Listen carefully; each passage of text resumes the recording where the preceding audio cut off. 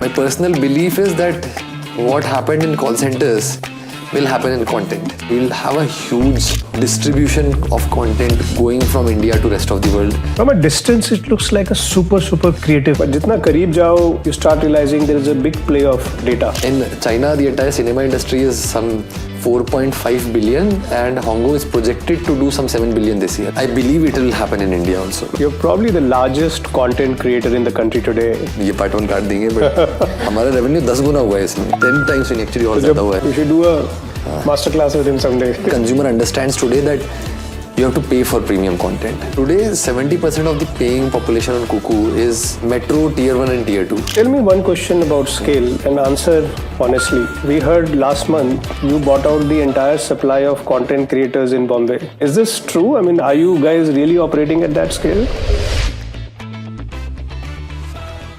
Hi Vinod, you're probably the largest content creator in the country today. From that content creator's headset, what's the favorite content that you are binging on right now? The content keeps on changing at a very fast pace. So if you ask me currently, that would be one of our shows called Ek Anjani Shadi, which is based on contract marriage as a concept.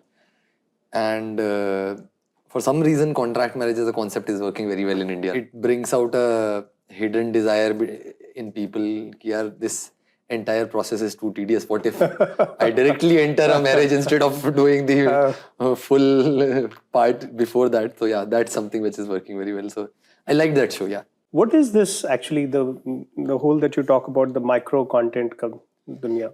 Every time the mode of consumption for the consumer changes, there's huge change in everything related to content. So initially it was theater. On theater we used to see 4-hour, 3-hour movies, and the ROI was defined on how long do I sit in a theater in AC. Then TV came and suddenly everything changed. On TV, the supply grew by 100x and the cost dropped by 100x. And the consumer had many choices. They will change the channel if they get bored. So the pace of content increased significantly because the consumer had a choice. Right. Then came OTT. The same playbook happened again with OTT. You could serve much niche audience. You could create content like Chernobyl, We Crashed, Panchayat, which serves a niche audience, and you still be able to make money on it, because with internet, people don't have just 100 channels. People have thousands of content pieces to select from. Over there also we saw a drop in content cost and increase in supply. Then came mobile phone. With mobile phone, content specific to this device is doing very well. Now, if I want to give you some idea around how things happen on internet, on pre-mobile phone era, on desktop, in desktop keyboard generation, if you talk about, over there also UGC came first. YouTube came in 2005. 5 years later PGC came. So with internet, what is happening, because the democratization of content creation, all the trends are first picked by UGC and then PGC. Right. Same thing happened with mobile came. First TikTok came in China. Then in US, we saw TikTok and then Instagram Reels, YouTube Shorts and everything. And then the same thing happened in India. And go forward 5 years, you saw Hong Kong being such a mammoth today in China that they are doing almost 1.5 times, 2 times revenue of their entire cinema industry. The entire cinema industry? Entire cinema industry. So in China, the entire cinema industry is some 4.5 billion and Hong Kong is projected to do some 7 billion this year. Oh God. So that's the largest player alone. The entire micro drama industry is set to go to 10 billion or something. So that transition happened in China. Then the second place where short video went was US. So in US, we saw a lot of these microdrama platforms. There are 50 microdrama platforms in US today. Obviously, the top ones have the majority of the market. Top 3 have $1 billion in revenue. All Chinese players selling in US. And then in India, short video came a little bit later. Now in India, 5 years later, we are seeing microdrama growing very fast. So it's the consumer behavior change because of the mode of consumption, nothing related to anything else. And with this phone, what has happened, you're like from theater to phone, your attention span has dropped every single time. On theater, 4-hour movies. On TV, we saw 1-hour episodes. Then when we went to OTT, the episode length dropped from 1 hour to 30 minutes, then now 20 minutes. Even series, most of the series today are limited series, right? No, nothing like Balika Vadhu, jahan 10,000 episodes. Like Balika Vadhu has 10,000 episodes. 10,000. More than 10,000 episodes. Holy cow. Nothing on OTT you would find that many episodes, right? So that transition happened. Attention span dropped there. Now with mobile, that attention span has dropped even more significantly. Why? Because your finger is literally 1 centimeter away. If you get bored, you'll switch the content or switch the app. So the content is much more fast-paced, typically 3-minute long episodes with the entire show of just around 2 hours long. So that is the consumer shift because of the kind of the medium they are consuming from. Theater, they had access once a week. TV, Right. they had access every day, but only when we were in front of TV. Then OTT, which India missed, obviously. Over there, they had more access around what choices grew in OTT. And then with phone, screen times grew 2-3x because this is every time with you. Like you can watch while traveling, watch while doing anything else. Like लोग commode पे बैठे बैठे भी content देख रहे हैं. Like that is the kind of behavior, and because of that, the attention spans has dropped significantly. Right. And microdrama is totally limited to the cell phones. Yes, 100% limited. This you would see some micro dramas being pirated on YouTube, but the views on mobile phone versus on YouTube are drastically different. Obviously, on YouTube also, it's large chunk is people consuming on phones. This whole world of microdrama, is it content is the king, or is it the algorithm that rules? I mean, like in your mind, what drives the traffic? On micro drama, supply is the moat, and supply is a function of scale. The larger scale you have, larger money you have to put behind content creation and all, and that has what given us growth in past. When you give more content to the consumer, you have more time from that consumer coming to you, and that's what drives growth. People talk about moat from 10 different point of views, from algorithm to hero content to literally 10 more things, but it's actually the scale which is the biggest moat. And it has not just today, historically scale has been the moat, right? YouTube was the first one to enter UGC short, like capsular content, they are the winners. Netflix was the first one to enter OTT space, they are the winners. In China, Ichi was the first one to enter OTT, they are the winners. In China, Hongo was the first one to enter microdrama, they are the winners. Same in Korea, same everywhere. So that scale factor, a lot of times we miss, but that is the biggest moat that anybody can have. So Vinod, KuKu is one story that so many know, yet there are so many out there who don't know about the brand KuKu. So when you talk about the scale, give us some sense of the scale of the content, the user base, what is it that you're looking at? Yeah, like the way I see it is, today is just the beginning, right? Like we are huge from this scale if you compare to other players, but if you look at it from the consumer angle, there's a lot of scope to go from here. Like today, our internet population is somewhere close to some 700 million or something like that. We'll easily go from to 1 billion from here. Our banking population is some 700 million people using banks, and then 400 million people on UPI. Now, what has happened because of access to internet and access to payment methods, the scale of consumer which is willing to pay and is huge. Like that has already happened there, where consumer understands today that you have to pay for premium content. Gone the days of 90% piracy, or like even us in college, somebody like people have done piracy, right? Like no. Even in college, people don't do piracy. College people, kids have Netflix Prime. Because the price point has also dropped significantly. Yes. So now people have access to payment methods, people have access to internet, and people have understood that if you want to consume great content, you have to pay. Right. Now, my belief says that from here, at scale, we'll have at least half of our population paying for at least one subscription. So in US, 60% of their population pays for more than one subscription. With ease of payment methods, in India, we'll have at least half of our internet population paying for subscriptions. Subscription or some way form in which way they will pay for content. So the scale where we'll go from here is unimaginable from the point of view where today's players are, whether it's Hotstar, Prime, Netflix, which is significantly smaller. So even their scale today hasn't reached where the true potential is. And that is visible in their numbers also, right? Like when you go close to saturation, you will see growth rate coming down to 10% or below. Right. Even today, all of these players are growing at 30, 40% year on year. Obviously, there are bad years, there are good years, but in good years, they have grown. Some players have gone 40% or more also, 50% also in case of Hotstar.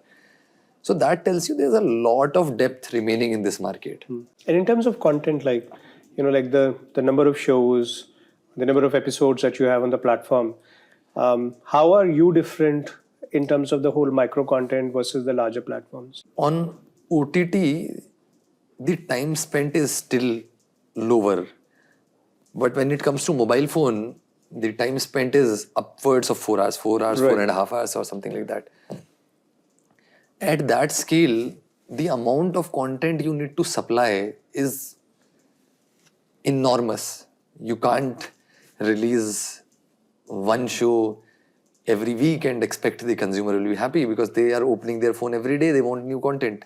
Quantum of content that we are supplying and that we will supply in future is going to be at least 10-50x of what an OTT supplies. Maybe 100x at scale. So that would be the biggest difference between microdrama and OTT. OTT will be a hero content game. You see one amazing TV series, amazing show, and you'll go to OTT and watch that. But on microdrama, it's more of a time pass kind of behavior that I'm getting bored, let me watch something because because when you watch reels after an hour, you feel sad that I wasted 1 hour. So you want to watch long form content, but your attention span is the same. Still short. So people are now sharing a lot of time out of this reels kind of TikTok kind of platforms to microdrama kind of platforms. And Vinod, आपने जो journey start करी, वो शुरू करी audio के world से.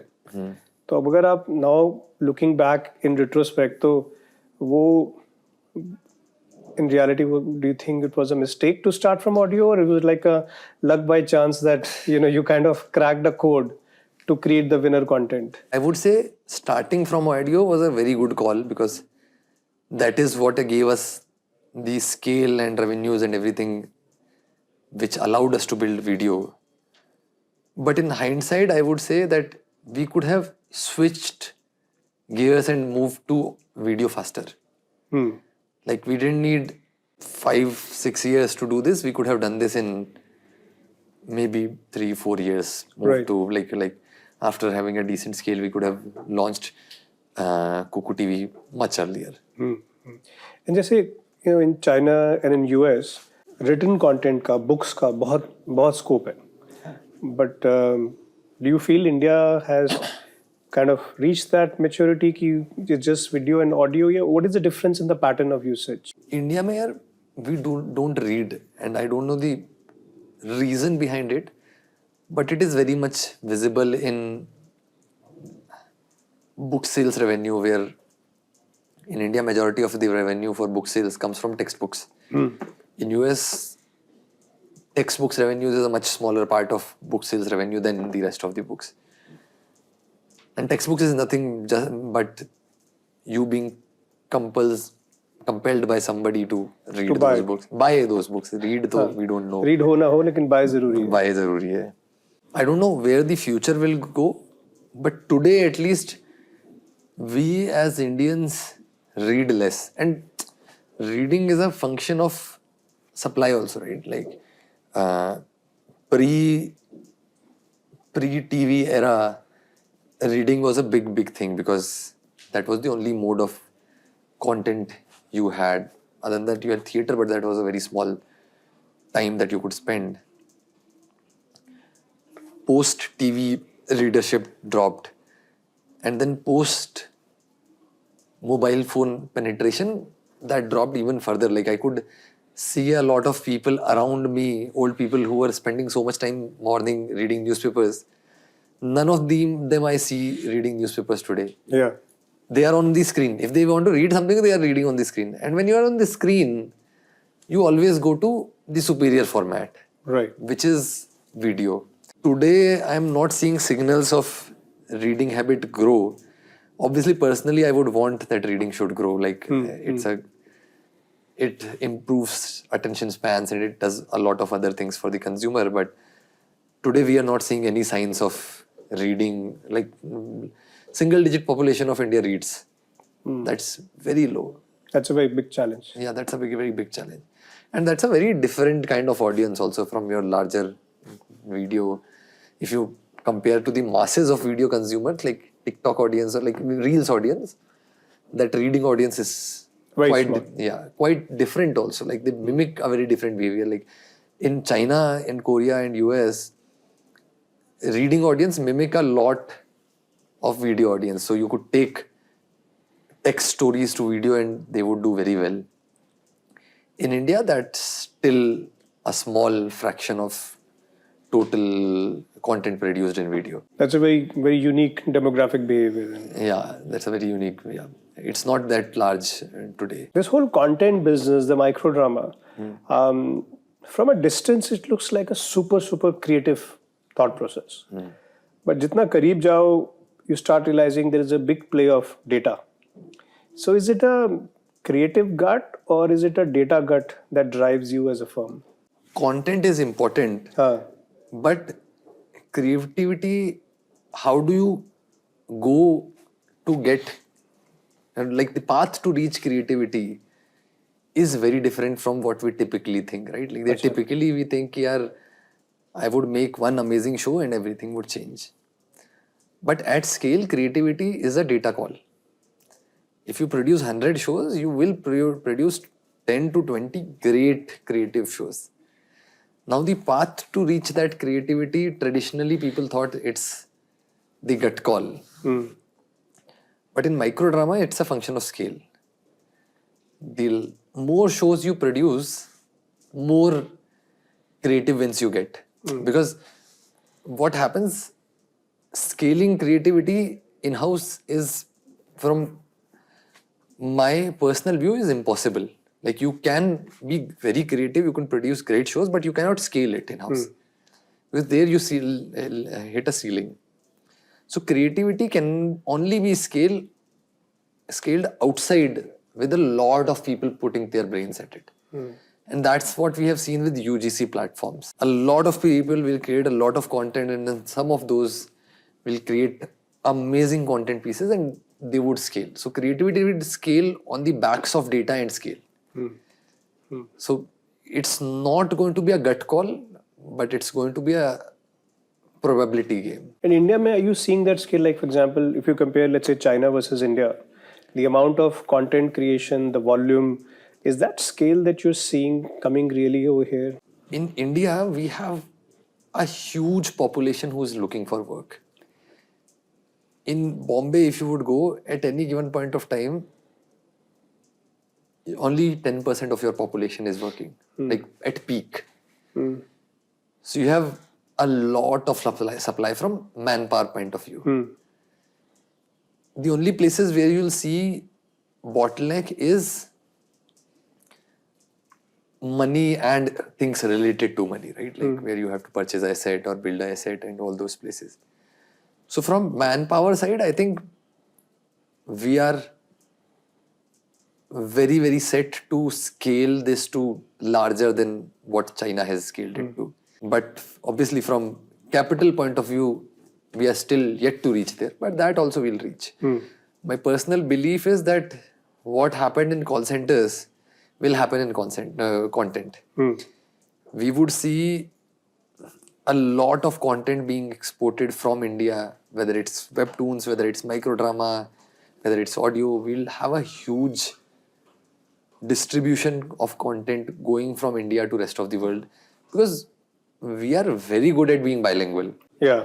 Like, So language is an advantage. language is a big advantage. Right? Like Korea, which earns couple of billions through exports of webtoons, most of the population doesn't understand English. In India, we have a big chunk of, like, in fact, if you talk about the working class, majority of us understand English, we can speak English, It's a big advantage. It's a big advantage. So India will become a big content exporter, similar to what happened in call center here.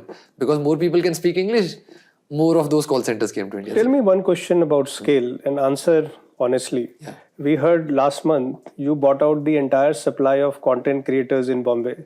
Netflix was having trouble finding cameras to rent and so on. Is this true? I mean, are you guys really operating at that scale? Not the entire supply, I would say, but from the production sets to cameras, people who were producing for larger players, they had a hard time finding sets, hard time finding cameras. That did happen, but it was not from a manpower point of view. It was more from a infrastructure point of view. And infrastructure is a function of money. Yeah. You put more money, people will get infrastructure, right? Like in China, you today have cities which are nothing but production houses. So give me a rough sense, what would be the content creation rupee terms value that you guys are kind of driving in the market? Last month, we did somewhere close to 120, 130 shows. 130 shows or something. 130 shows? Yeah. This month, we are we are on trajectory to do some 220 shows. And the goal is that we want to reach at a scale where we are putting 100 crores on content every month. Every month. That is the scale that is required for this industry, because your consumer demands that much. Your consumer is on the screen a couple of hours every day. By that scale, they would watch 1 to 2 shows every day. And when you build supply, you build it for the super users. Right. The people who are spending the most time, and then the rest will follow.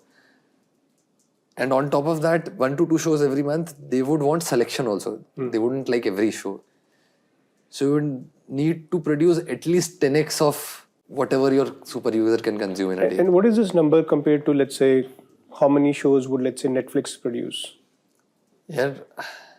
So Netflix is not a good example. They produce very less. But somebody like a JioStar would have a very good show pipeline. They have a roster of some 200 shows which they are going to launch on the OTT side, not the microdrama side, that they will launch in next 1 year. So they have like already shot and ready, like they haven't released it yet. So that is the largest. So you're operating at a comparable scale in the microdrama? No, we have to operate at a 10x scale than 10x scale than that. That is necessity of this market. Understood. It's not like they are doing less. Their content is much more expensive. Yeah. From cost wise, they would be doing more. But the volume on this microdrama side, you need huge volumes, and because of that, you need to produce what these people produce in a month, in a year. You need to produce that much in a month. Wow, that's a very different level of a scale altogether. Yes, that's a very different level of scale, which is that brings its own operational challenges, that brings its own set of problems. But yeah, that's what the consumer demands. You have to figure it out. And give me a sense on the size of platform. Like, is it true that let's say China or a US market, the top 1 or 2 player have a massive volume compared to the entire movie industry or something of that sort? So in China, is there a disproportionate difference between the top 1 or 2 player versus the rest of the guys? In China, it's true. So China is again a little bit more mature market than US. Right. US is still in its early stages. So in China, the largest player, which is Hongo, they are projected to do 1.5 times of their cinema industry this year. The entire cinema industry. Yeah, they are already larger than their cinema industry. Correct. This year, they'll do almost close to 1.5 times of their cinema industry. So that's a single player doing that much. Your entire industry would be some 2x times of cinema industry. So that's. And do you see that kind of a trend happening in India? I believe it will happen in India also. I honestly believe in India, microdrama will be at least $5 billion revenue scale where we'll go. And the movie industry is about 2 billion something. 1.8, something like that. Yeah, close to that. 13,000, 14,000 crores, something like that. And is there a correlation between the per capita income that everybody keeps talking about, let's say between the US and the China and the India piece? Is there going to be a comparable view of the market size? That's actually always true. If you look at microdrama industry or cinema industry or ARPUs, it's exactly in the multiple of how much that, how much is the difference in per capita income. In China, it's cinema industry is 4.5. In India, it's close to 14,000 crore, which is 1.7, 1.8 billion. So it's 3x. Correct. If you look at US, it's again 10x Right. of Indian cinema industry. So Right. it actually always exactly mimics your per capita income. So that is going to be there. Obviously, it's going to be a function of population also. India and China directly mimic it this because we have similar populations. In US, you would see a little bit lower net revenue because the population is a little bit lower than India or China. Right. But it's always mimics the per capita income. And if you look at the whole income spectrum, Yeah. उसमें आपका focus and target is towards the relatively lower end of the pyramid. Initially, we thought that, and that's where we focused. But today, 70% of the paying population on KuKu is metro, tier 1 and tier 2. Oh, So it actually mimics your UPI population. Because what happens, now that game of that mentality that you have to pay for good content is there. Everybody understands that. As we talked about, piracy is going down. And now it's more of a function of, do I have the medium to consume and pay for this? So you need to have internet. That's so the UPS step. solved that problem for you. Yes, UPS solves that. Yeah. In fact, you would see some degree of correlation in growth of majority of the content players in India with the UPI penetration. So that is there because on internet it's more of a impulse purchase kind of a behavior, and that logic of that how much disposable income I have and that's going to directly mimic is not 100% true. Like there is definitely some correlation, but that correlation is significantly smaller. Even the people who have couple of thousand rupees in disposable income today are paying for content, paying for Dream 11 or these betting kind of apps, and like all of that is still there. So it's more of an impulse purchase game now than a thought through. In fact, it was never a thought through game. Like even on Netflix or Hotstar, for that matter of fact, it was impulse that I want to watch this and this is only available on this platform. That's how you enter. And that drives the buying behavior. That drives the buying behavior. And then you stay with the platform because now you have paid, so you try to get the ROI and then you build the habit of consuming that platform and it's a cycle. One of the aspects about data is that you get a very granular view of your customer profile, their customer behavior.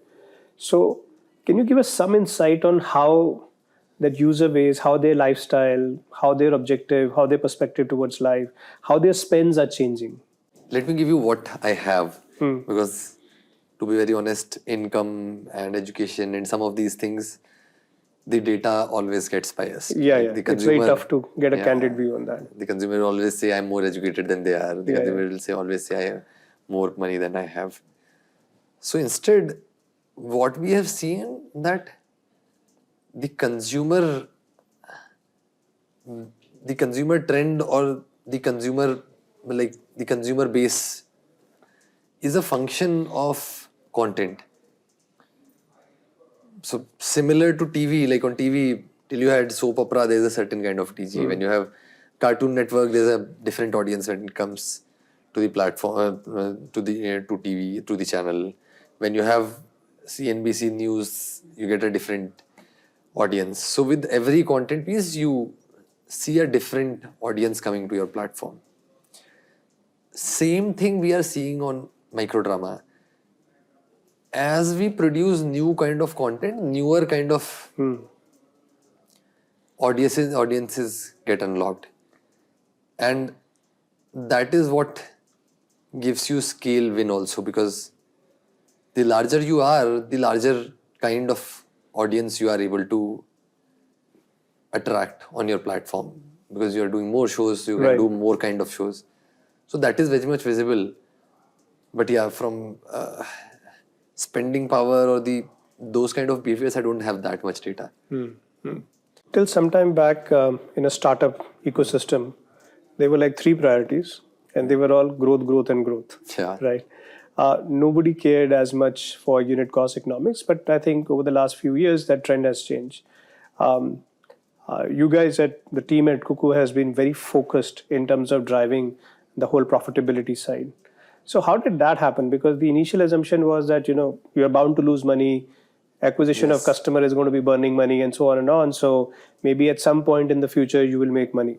That mindset of growth, and growth had some basic correct philosophy behind it, but we stretched to a different extreme.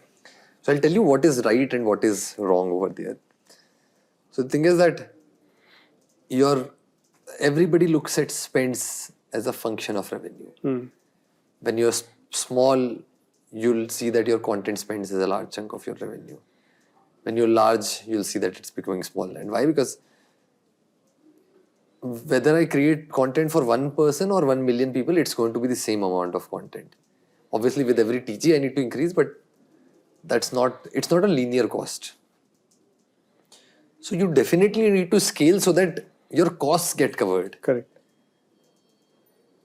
But that mentality that even when you can achieve profitability, or when you are seeing that there is no CAC payback for this customer and still you are growing, that doesn't make sense. Like that's where a lot of people got hurt. Because they spent a lot of money on something where there was no recovery ever in future also. It makes sense to spend on something where some point in future you see that you are going to recover this money, because if you are at scale, you are going to be able to cover your fixed costs.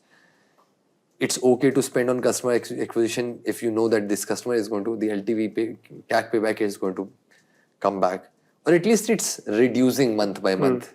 So that makes sense. But that methodology of growth at any cost that we learned from US hurts. In fact, there are a lot of things that we learned from US which don't fit into India market. And that is where even team part comes in. All our team structures today, for most of these startups, are a function of what Gyan we got from US. The Silicon Valley headset. Silicon Valley Gyan, right? Silicon Valley builds for a different audience, a different revenue multiple, everything, right? You can't just copy paste here in India. Yeah. In fact, salaries, for that matter of fact, people copied from there, said, yaar, theek hai, I will spend this much on resources and it will going to pay back. That simply doesn't work. You have to look at a business like a business, money in, money out kind of a game. I heard some time back that you actually reduced the workforce. Yes. And still managed to increase the revenue and growth momentum significantly. Yes, because what happens is we had a huge team in place, and a lot of our time was going in operational things and communication. Now, what we realized was a lot of roles are redundant, and the company goes through different phases of journey. You don't need all the people at all stages. And some of those teams were built on backs of what we learned from Silicon Valley. It might be true you needed them in past, you might need them in future. But realizing that you don't need something today, and cutting that communication gap gives you a huge advantage. But did it also have anything to do, the perennial question ki AI is driving that reduction? Is that what you're seeing in the industry?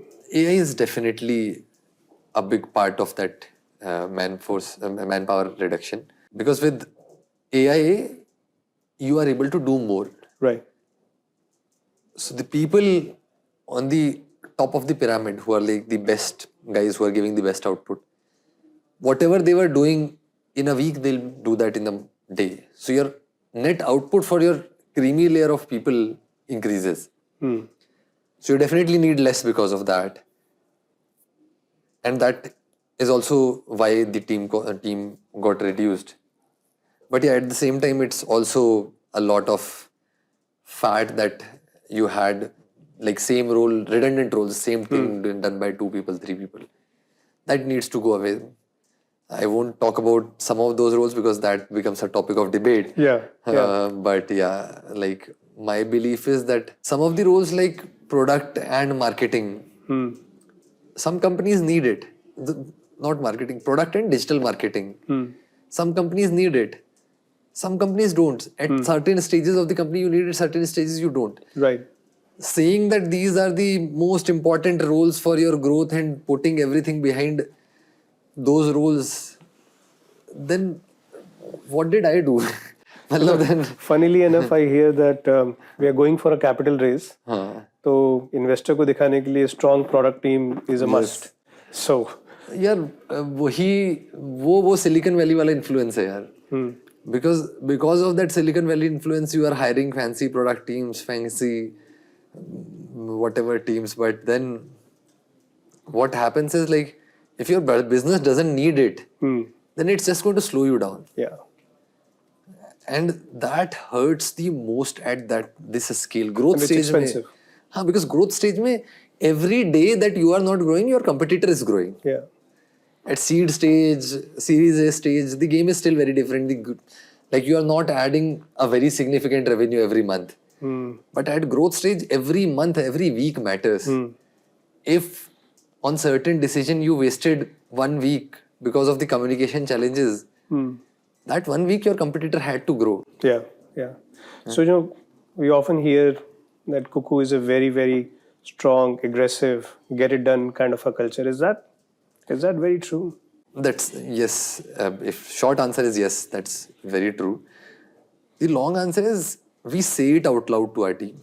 That here, let's work hard and let's build wealth for everybody. There comes a certain day where you can't work hard.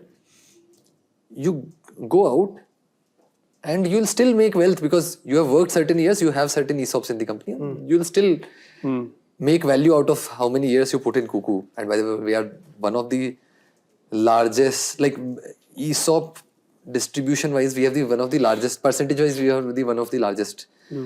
Like in our company, majority of the people have ESOPs. Oh wow. So we tell this upfront, ki, if you have that energy, work at KuKu. The day you feel ki abhi energy nahi hai, you leave. You'll still get the upside. No, very fair. In fact, the whole ecosystem in India, the way it is maturing, secondary exit opportunities are becoming more and more important. And one of the things that we are seeing is ESOP, the leadership stock options, and at times, fairly down in the organization. Those are becoming really crucial way to unlock value. So, in fact, we spend a lot of time, creating those secondary opportunities for founders, the leadership team, early angels to kind of get an exit. Do you foresee, those kind of opportunities creating liquidity either for your ESOP option holders or your angels and things like that? Is that an option that might be on the table for you? We want to build a culture that employees and early investors keep on getting liquidity at a cycle. And we have internally decided that this is very important because now with large revenues and money being made in the creamy layer of companies, that liquidity is out there. Right. And when you give exit to early investors, employees, it kind of solidifies that belief that कि यार मैंने एक seed stage company में पैसा डाला तो मेरे को एग्जिट मिलेगा. मैंने एक कि एम्प्लॉइज के लिए वो रियल होने लग जाए. जैसे हमने एम्प्लॉइज को एग्जिट दिया था about 1.5 years back. So it suddenly skyrocketed the importance of ESOPs in the company. Everybody wanted ESOPs then. Everybody was like, यार हमको भी ESOPs चाहिए, हमको भी bonus मत दो, bonus को ESOP में convert कर दो. Wow. Like most of our employees actually convert their bonuses into ESOPs. That also shows faith in the company. Yes, yes. मतलब वो बहुत important चीज़ है क्योंकि अगर liquidity नहीं होती है तो people lose that faith. जब liquidity नहीं होती है तो people look at it as a lottery. हाँ, paper money है. Paper money है. जब liquidity आ जाती है तो people look at it as a wealth building machine. Real. Real है, अभी कुछ हो सकता है, मुझे growth भी आएगा और मैं कब बेचूंगा कब. In fact, in last liquidity event, a big chunk of our employees said कि यार हमको तो बेचना ही नहीं. So that's incredible. In fact, this year we've done almost about $100 million worth of secondary opportunities, and nice. A lot of leadership team members, a lot of employees at all levels, a lot of angels across the board. They're finding this as a great mechanism to create liquidity all across. यार ये ना overall ecosystem के लिए बहुत important है, because India का पूरा startup and VC ecosystem 15 साल पुराना है. 20 साल मान लो, अगर आप फ्लिपकार्ट वगैरह सब मान लो तो. करेक्ट. तो इस इकोसिस्टम में लोगों ने लिक्विडिटी देखी ही नहीं, and that has hurt a lot of early stage companies, that has hurt a lot of, like हर स्टेज पे ही हर्ट किया एक्चुअली, ग्रोथ स्टेज पे भी लोगों को हर्ट किया, बिकॉज जब लिक्विडिटी नहीं होती है तो your multiples and everything goes down. And that was also a function of how many companies lost money because of the silicon valley can. Now अब जब रियल बिजनेस, अब क्या हो गया कि यार मार्केट में सब फसाड, लाइक वो फैड खत्म हो गया है, अब सिर्फ रियल कंपनीज बची. जो अच्छा कर रहा है वो बहुत अच्छा कर रहा है, और जो मर गया है वो या तो सर्वाइव कर रहा है या मर गया है. बिल्कुल. So now people are seeing कि यार companies can actually make money, and वो लिक्विडिटी बहुत मैटर करती है. जब फ्लिपकार्ट का लिक्विडिटी आया था तो the entire VC ecosystem got a boost. Same thing now, because a lot of companies who are going IPO are now getting liquidity, pre IPO में भी और पहले भी. नाउ दैट बिलीफ कि यार सीड इन स्टेज कंपनीज में invest करो, founders में इन्वेस्ट करो, दैट इज कमिंग बैक. तो वो ओवरऑल इकोसिस्टम के लिए बहुत अच्छा है. So there is one question I ask everyone. In the entire journey of building KuKu, has there been a point where you have had a second thought about something, and then now looking back you feel you're glad you listened to yourself? I'll give you a bonus, I'll give you 2. Good. So personally there are 2 big pivotal moments in our journey. यार the first one was कि being logical, we built our company like a democracy, and that's a big mistake. मतलब we had a huge core team, we had every decision was discussed amongst 8-10 people, like somehow 10 people or so, something like that, and that kind of gave us the decision paralysis, but we never realized it.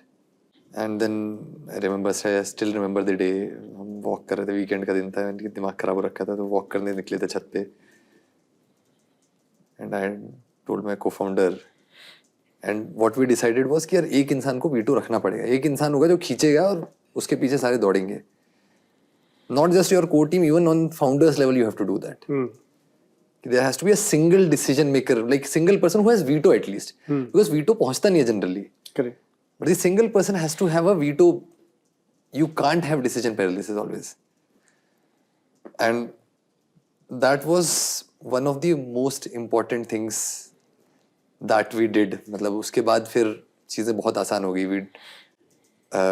This is the first forum जहाँ हम इसकी बात कर रहे हैं, by the way.